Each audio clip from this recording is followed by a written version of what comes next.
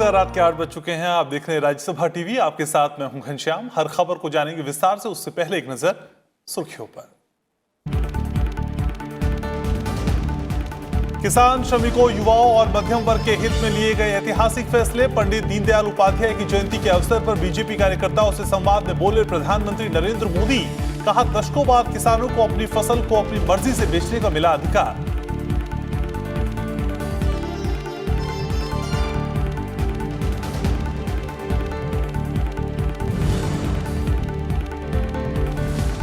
बिहार विधानसभा चुनाव की तारीखों का ऐलान। 28 अक्टूबर से 7 नवंबर के बीच 3 चरण में होंगे चुनाव। 10 नवंबर को आएंगे नतीजे। कोविड-19 के मद्देनजर कई तरह के विशेष इंतजाम।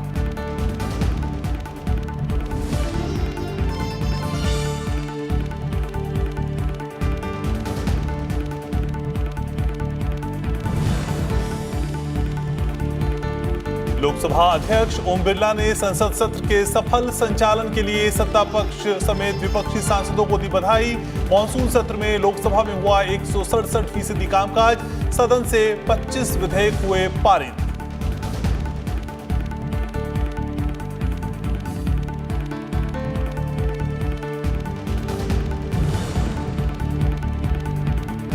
भारतीय अंतरिक्ष कार्यक्रम की सफलता के पीछे प्रोफेसर सतीश धवन जैसे वैज्ञानिकों का बड़ा हाथ। प्रधानमंत्री नरेंद्र मोदी ने प्रोफेसर धवन के जन्म शताब्दी समारोह पर श्रद्धांजलि देते हुए कहा, आज दुनिया भर में भारत की प्रतिभा, तकनीक और उपलब्धियों की चर्चा।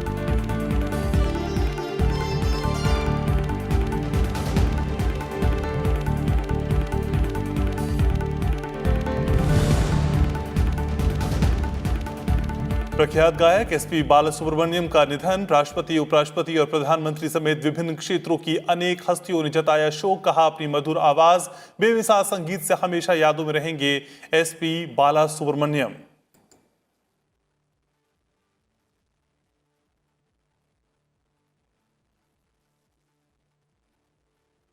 चलिए खबरों को विस्तार से जानते हैं। प्रधानमंत्री नरेंद्र मोदी ने शुक्रवार को पंडित दीनदयाल उपाध्याय की जयंती पर बीजेपी कार्यकर्ताओं को उनके बताए रास्तों पर चलने की अपील की। प्रधानमंत्री ने कहा कि देश में सबसे आखिरी पंक्ति में खड़े व्यक्ति के लिए जमीनी स्तर पर काम को जारी रखना होगा। उन्होंने कहा कि हमारे आदर्श, परंपरा, हमारी प्रेरणा जितनी प्राचीन है उतनी ही नवीन भी होनी चाहिए। हम भले ही दुनिया के सबसे बड़े राजनीतिक दल हों, लेकिन हमारी पहुंच भारत के छोटे से छोटे गांव तक, छोटी से छोटी गली तक होनी चाहिए। हम लोगों के लिए राष्ट्र सर्वोपरि, नेशन फर्स्ट, यही हमारा मंत्र है, यही हमारा कर्म है। जब मन में पंक्ति के आखिर में खड़े व्यक्ति अपने लिए कुछ तलाशती आंखें हों, लेकिन उनके लिए सपने किसी और ने देखे। लोगों का हित, लोगों के लिए विकास के काम और सोच जब जहन में आए तो एक नाम सामने आता है, पंडित दीनदयाल उपाध्याय। सिर्फ एक व्यक्ति नहीं, बल्कि एक विचार यात्रा का नाम, एकात्मवाद के प्रणेता पंडित दीनदयाल उपाध्याय। प्रधानमंत्री नरेंद्र मोदी ने पंडित दीनदयाल की जयंती पर शुक्रवार को देश में आए बदलाव की तस्वीर पेश की। गांव, गरीब, किसान, श्रमिक और जरूरतमंद के लिए किए गए कामों को साझा किया। उन्होंने बताया कि कैसे दशकों तक वादों और खोखले नारों में उलझे किसान और श्रमिकों का जीवन अब बदला है। झूठ बोलने वाले कुछ लोग इन दिनों अपने राजनीतिक स्वार्थ की वजह से किसानों के कंधे पर बंदूकें फोड़ रहे हैं, किसानों को भ्रमित करने में लगे हैं। कृषि में जो सुधार किए गए हैं उसका सबसे ज्यादा लाभ छोटे और सीमांत किसानों को मिलेगा। देश में 100 में से 85 आउट ऑफ 100 इतनी बड़ी मात्रा में जो किसान हैं वो इस श्रेणी में आते हैं। पंडित दीनदयाल को याद करते हुए प्रधानमंत्री ने कहा कि उनकी सेवा, समर्पण की भावना हमेशा सभी को प्रेरणा देती रहेगी। उनका दर्शन, उनका विजन कितना दूरगामी था, यह आज साबित हो चुका है। उन्होंने कहा कि सरकार लगातार किसानों के हितों के लिए काम कर रही है। इसमें एमएसपी में रिकॉर्ड बढ़ोतरी, किसानों को बैंकों से सीधा जोड़ना, 10 करोड़ किसानों के खातों में 1 लाख करोड़ रुपए से ज्यादा ट्रांसफर, 5 वर्ष में किसानों को किसान क्रेडिट कार्ड के जरिए आसानी से लगभग 35 लाख करोड़ रुपए के कर्ज जैसे अहम कदम शामिल हैं। इसके अलावा पहले 2 हेक्टेयर वाले किसानों को ही लोन मिलता था, लेकिन अब इस दायरे को खत्म कर दिया गया है। 21वीं सदी के भारत को विश्व पटल पर नई ऊंचाई देने के लिए 130 करोड़ से अधिक भारतीयों के जीवन को बेहतर बनाने के लिए आज जो कुछ भी हो रहा है उसमें दीनदयाल जी जैसे महान व्यक्तित्वों का बहुत बड़ा आशीर्वाद है। इस बार उनका जन्मदिवस इसलिए भी विशेष है क्योंकि बीते कुछ दिनों में ही देश ने वो अहम निर्णय किए हैं जिस पर पंडित दीनदयाल उपाध्याय जी के चिंतन की प्रकाश रेखाएं हैं। प्रधानमंत्री ने कहा कि वोकल फॉर लोकल की सोच के साथ आगे बढ़ना है ताकि देश जल्द आत्मनिर्भर बन सके। उन्होंने कहा कि जो संकल्प लेकर सरकार ने अपना कामकाज शुरू किया था वो आज तेजी से पूरे हो रहे हैं। हर गांव तक तेज इंटरनेट जैसे अनेक ऐसे संकल्प हैं जो करोड़ों देशवासियों के जीवन को आसान बनाने वाले हैं। इसमें आर्टिकल 370, अयोध्या में भव्य राम मंदिर का निर्माण जैसे वो वादे भी शामिल हैं जिसको दशकों की हमारी तपस्या का भी आधार रहे हैं, दे रहे हैं। संकल्प लेकर उसे सिद्ध करने की इस ताकत को हमें बनाए रखना है, ऊर्जावान रखना है। प्रधानमंत्री नरेंद्र मोदी ने कहा कि देश में बदलाव के लिए नई शिक्षा नीति का लाभ सबको मिले, ये सुनिश्चित करना बेहद जरूरी है। Bureau report, Rajya Sabha TV. Pandit Deendayal Upadhyay की जयंती के मौके पर बीजेपी अध्यक्ष जेपी नड्डा ने विचार साझा किए। उन्होंने कहा कि देश को बनाने में हमारे पूर्वजों ने अपना सब कुछ न्यौछावर किया। ऐसे में देश को आगे बढ़ाने के लिए सभी को अपना योगदान देना चाहिए। उन्होंने कहा कि पंडित दीनदयाल के दिखाए गए रास्ते पर चलकर केंद्र सरकार ने जमीनी स्तर पर जाकर काम किया। हर नीति गरीब, शोषित, वंचित को ध्यान में रखकर बनाई गई। उन्होंने कहा कि सरकार की तमाम नीतियों से न सिर्फ देश की तस्वीर बदली है बल्कि तकदीर भी बदली है। बीजेपी अध्यक्ष ने कहा कि सरकार ने किसानों को मुख्यधारा में लाने का काम किया। किसानों को अब अपने उत्पाद अपनी मर्जी से बेचने की आजादी केंद्र सरकार ने देने का काम किया है।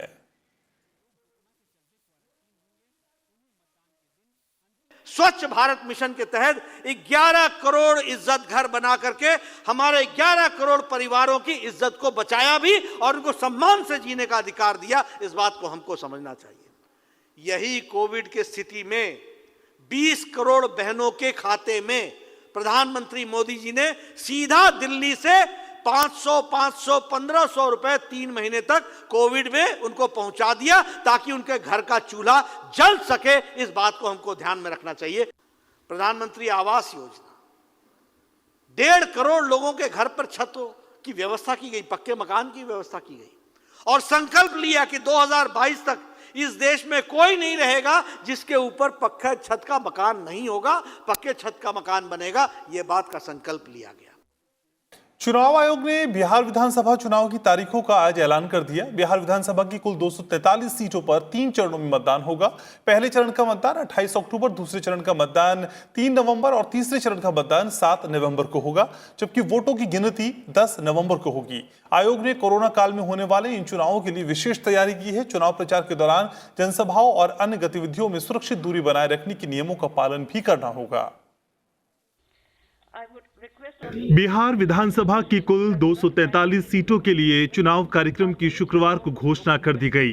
चुनाव आयोग ने पूरे राज्य में 3 चरणों में चुनाव कराने का फैसला किया है। पहले चरण में 28 अक्टूबर को 71 सीटों पर मतदान होगा। 3 नवंबर को दूसरे चरण में 94 सीटों पर मतदान होगा।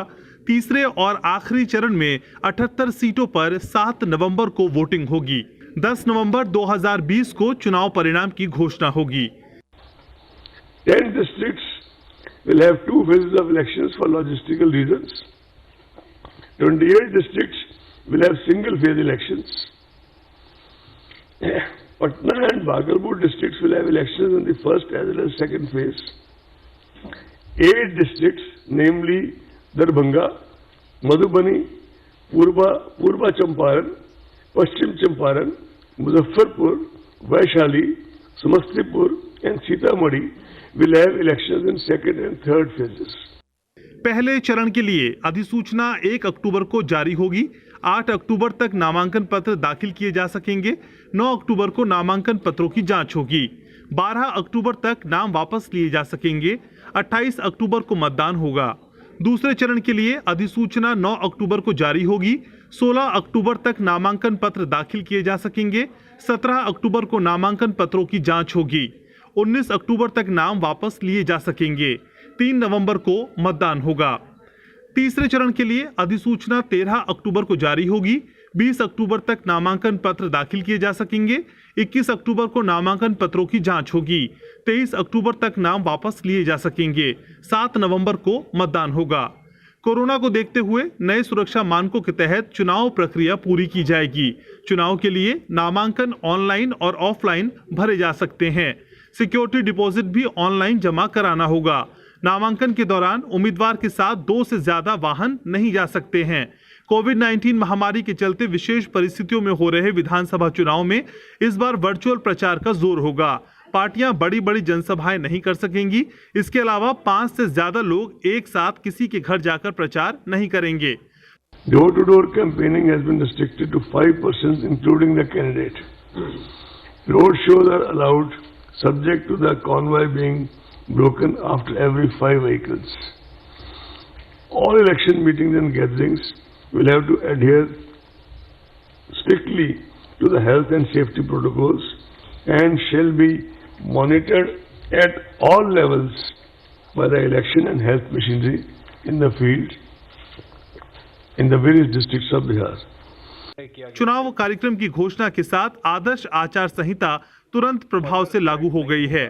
बिहार की 243 सदस्य विधानसभा का कार्यकाल 29 नवंबर 2020 को खत्म हो रहा है। रविंद्र सिंह श्योरान, राज्यसभा टीवी। कोरोना महामारी को देखते हुए बिहार विधानसभा चुनाव में स्वास्थ्य संबंधी प्रोटोकॉल का पालन किया जाएगा। चुनाव आयोग ने कहा है कि face mask, sanitizer, thermal screening, दस्ताने, फेस शील्ड और पीपीई किट के उपयोग के साथ ही सुरक्षित शारीरिक दूरी के मानकों का पालन भी किया जाएगा। कोरोना को देखते हुए बिहार विधानसभा चुनाव बेहद असाधारण परिस्थितियों में हो रहे हैं।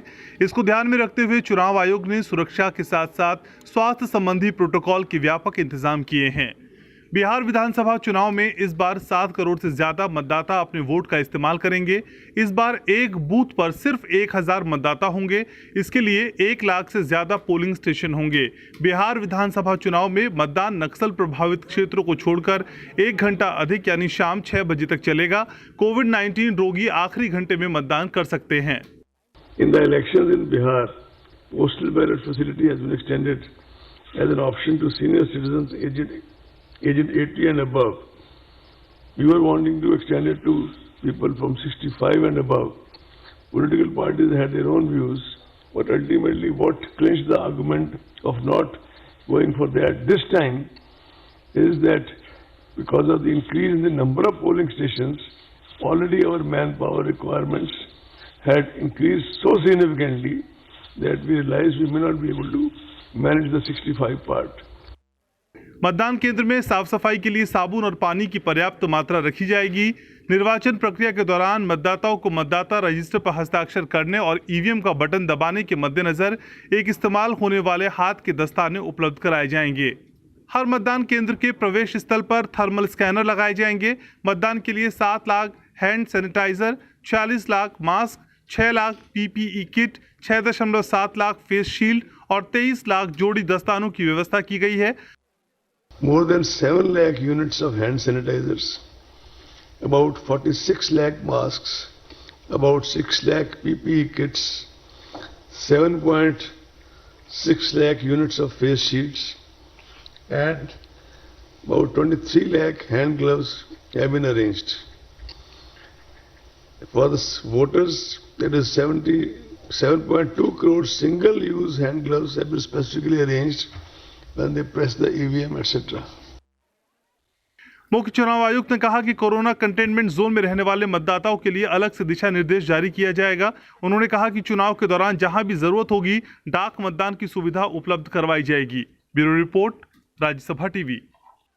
लोकसभा अध्यक्ष ओम बिरला ने मानसून सत्र के दौरान शानदार कामकाज के लिए लोकसभा सदस्यों के सहयोग की सराहना की। आज प्रेस कॉन्फ्रेंस में उन्होंने कहा कि सदन के विधायी कामकाज को पूरा करने के लिए अतिरिक्त समय तक बैठने के लिए विपक्ष और सत्ता पक्ष के सदस्यों की सराहना होनी चाहिए। लोकसभा अध्यक्ष ने कहा कि विधायी कामकाज के लिए 37 घंटे आवंटित किए गए थे, लेकिन सदस्यों ने 60 घंटे कार्यवाही में शामिल होकर सत्र की उत्पादकता को बढ़ाया और ये 167% रही।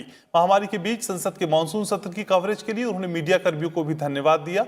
लोकसभा अध्यक्ष ने कहा कि 17वीं सभा के पिछले 3 सत्रों में शून्यकाल के दौरान 98.34% मुद्दों के जवाब दिए गए।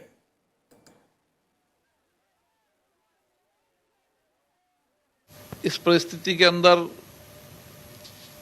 हमें जिस तरीके का सहयोग सभी दलों के नेताओं का मिला, सभी मान्य सदस्यों का मिला, सरकार का मिला, उसके कारण हम कम समय के अंदर ज़्यादा काम कर पाए और हमारी उत्पादकता, प्रोडक्टिविटी 167% रही, जो अपने आप में ऐतिहासिक है।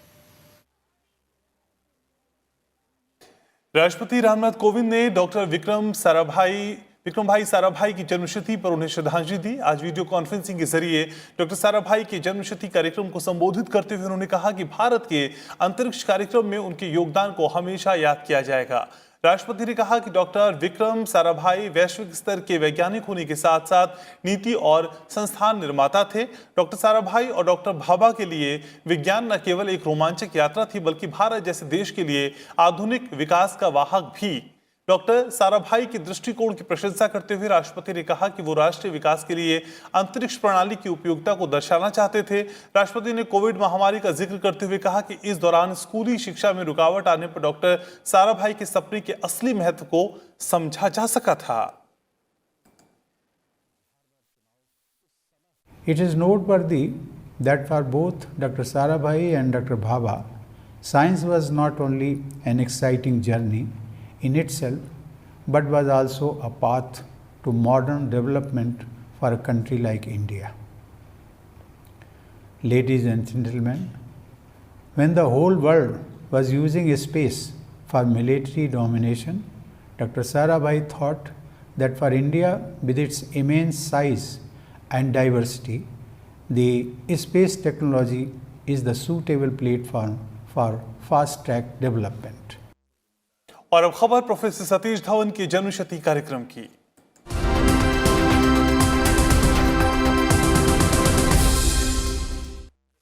भारत का अंतरिक्ष कार्यक्रम आज दुनिया भर में आकर्षण का केंद्र बन चुका है। हमारी प्रतिभा, हमारी तकनीक और हमारी उपलब्धियों की विश्व भर में काफी चर्चा हो रही है। प्रधानमंत्री नरेंद्र मोदी ने ये बात प्रोफेसर सतीश धवन के जन्म शताब्दी समारोह के मौके पर आज भेजे गए अपने एक संदेश में कही। प्रधानमंत्री ने कहा कि भारत की सफलता के पीछे सतीश धवन जैसे वैज्ञानिकों का बहुत बड़ा योगदान रहा है। प्रधानमंत्री ने कहा कि प्रोफेसर धवन ने उस वक्त संघर्ष किया जब पढ़ाई और शिक्षा पाने के लिए लोगों को काफी दिक्कतों का सामना करना पड़ता था। ज्ञान के रास्ते में बहुत बड़ी बाधाएं हुआ करती थी। प्रोफेसर धवन ने एक बड़ी जिम्मेदारी निभाते हुए भारत को ऐसे रास्ते पर ला दिया जहां से उसके पास अपार संभावनाएं थी। उनके प्रोफेशनलिज्म की तारीफ करते हुए प्रधानमंत्री ने कहा कि प्रोफेसर धवन ने प्रतिभाओं को फलने फूलने का पूरा मौका दिया और अब जब भी असफलता हाथ लगी उन्होंने पूरी जिम्मेदारी अपने ऊपर ली। प्रधानमंत्री नरेंद्र मोदी ने लिखा कि सरकार ने प्रोफेसर धवन से प्रेरणा लेते हुए भारत के अंतरिक्ष कार्यक्रम को दूसरे सेक्टरों के लिए खोलने का फैसला किया है। प्रधानमंत्री ने कहा कि युवाओं को विज्ञान के प्रति जागरूक करना प्रोफेसर धवन के प्रति सच्ची श्रद्धांजलि होगी।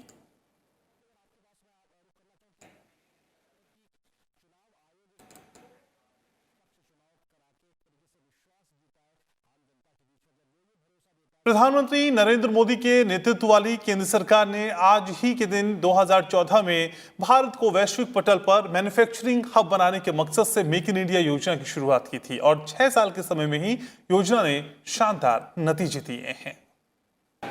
भारतीय नीति निर्धारकों के मन में दशकों तक ये बात चलती रही कि आखिर कैसे भारत को अंतर्राष्ट्रीय स्तर पर मैन्युफैक्चरिंग हब बनाया जाए। कुछ योजनाएं बनी, कुछ अधूरी रही, कुछ हुआ, लेकिन आजादी के बाद करीब दशकों तक इस दिशा में की गई कोशिशें नाकाफी ही रही। और फिर आया 25 सितंबर 2014 का दिन। एक योजना की शुरुआत हुई, मेक इन इंडिया। योजना बनने के बाद मैन्युफैक्चरिंग क्षेत्र में देश को नई पहचान मिली। प्रधानमंत्री नरेंद्र मोदी की असरदार आर्थिक नीतियों का ही असर है कि मेक इन इंडिया की चमक धमक विदेशों तक भी पहुंची, जिसका नतीजा ये रहा कि आज देश में FDI अब तक के रिकॉर्ड स्तर पर पहुंच गई है। योजना के तहत देश में निवेश के लिए अनुकूल माहौल बना, आधुनिक और कुशल बुनियादी संरचना तैयार हुई।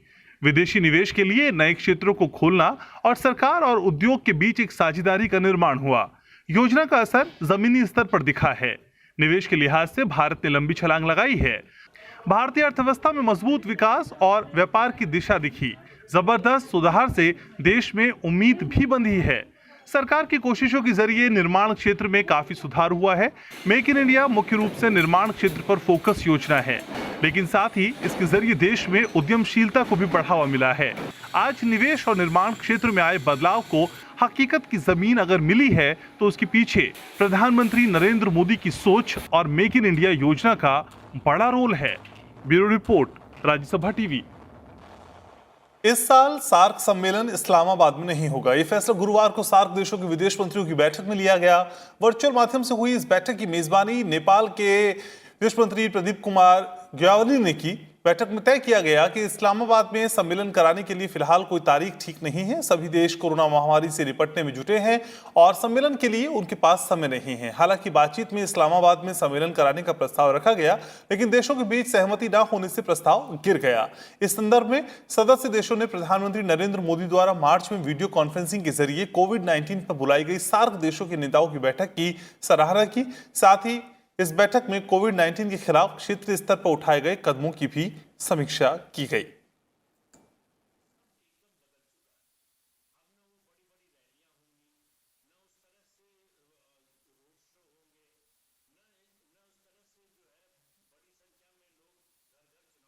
देश में पिछले 24 घंटों के दौरान कोविड-19 के 86,052 नए मामले सामने आने के बाद संक्रमितों की कुल संख्या 58 लाख को पार कर गई है। हालांकि अब तक 47,56,164 लोग कोविड-19 से स्वस्थ भी हो चुके हैं। स्वास्थ्य मंत्रालय के अनुसार ठीक होने वालों की दर 81.74% हो गई है।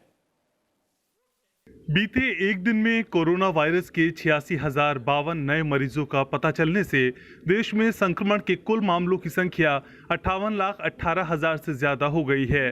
देश भर में सक्रिय रोगियों की कुल संख्या अब 9,70,116 हो गई है। पिछले 24 घंटे के दौरान कोविड-19 से 1,141 मरीजों की मौत हुई है। इसके साथ ही मृतकों की कुल संख्या 92,290 हो गई है और मरने वालों की दर कम होकर 1.59% पर आ गई है, जो दुनिया में सबसे कम है।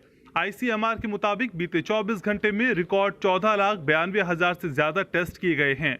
देश में अब तक 6,89,00,000 से ज्यादा नमूनों का परीक्षण किया जा चुका है। Bureau report, Rajya Sabha TV. राष्ट्रपति रामनाथ कोविंद, उपराष्ट्रपति एम वेंकैया नायडू और प्रधानमंत्री नरेंद्र मोदी ने प्रख्यात गायक SP बाला सुब्रमण्यम के निधन पर गहरा दुख व्यक्त किया है। राष्ट्रपति रामनाथ कोविंद ने SP बाला सुब्रमण्यम के निधन पर शोक व्यक्त करते हुए कहा कि SP बाला सुब्रमण्यम के निधन से भारतीय संगीत ने अपनी मधुर आवाज खो दी है। अपने अनगिनत प्रशंसकों द्वारा पाजुम नीला यानी सिंगिंग मून के नाम से पुकारे जाने वाले इस प्रख्यात गायक को पद्म भूषण और कई राष्ट्रीय पुरस्कारों से सम्मानित किया गया। उनके परिवार, दोस्तों और प्रशंसकों के प्रति संवेदना। उपराष्ट्रपति एम वेंकैया नायडू ने महान संगीतकार SP बाला सुब्रमण्यम के निधन पर शोक व्यक्त करते हुए कहा कि प्रख्यात संगीतविद श्री SP बाला सुब्रमण्यम जी के निधन पर दुखी हूं। उनके जाने से संगीत जगत में अपूर्ण रिक्तता आई है। संगीत के प्रति उनका असीम राग भाषाओं और उनके साहित्य के प्रति प्रेम उनके प्रशंसकों पर उनके सरल सहृदय व्यक्तित्व की अमिट छाप छोड़ जाता था। आप कितनी ही युवाओं प्रतिभाओं की प्रेरणा बने, उन्हें मार्गदर्शन प्रोत्साहन दिया। आज भी उनके गाए गीत हमारी स्मृतियों में, हमारी आत्मा में गूंजते हैं। मेरे लिए ये व्यक्तिगत क्षति है। हम दोनों एक ही स्थान नेल्लौर के निवासी हैं। नेल्लौर ने अपना होनहार पुत्र खोया है। ईश्वर दिवंगत पुण्यात्मा को अपनी शरण में शांति दे। शोक संतप्त परिजनों और प्रशंसकों के प्रति हार्दिक संवेदना व्यक्त करता हूं। ओम शांति। वहीं प्रधानमंत्री नरेंद्र मोदी ने भी एसपी बालासुब्रमण्यम के निधन पर शोक जताया। प्रधानमंत्री ने कहा कि एसपी बालासुब्रमण्यम के दुर्भाग्यपूर्ण निधन के साथ हमारे सांस्कृतिक क्षेत्र को बहुत बड़ा नुकसान हुआ है। देश भर में एक घरेलू नाम, उनकी मधुर आवाज और संगीत ने दशकों तक दर्शकों को मंत्रमुग्ध किया। दुख की इस घड़ी में मेरे विचार उनके परिवार और प्रशंसकों के साथ हैं। ओम शांति।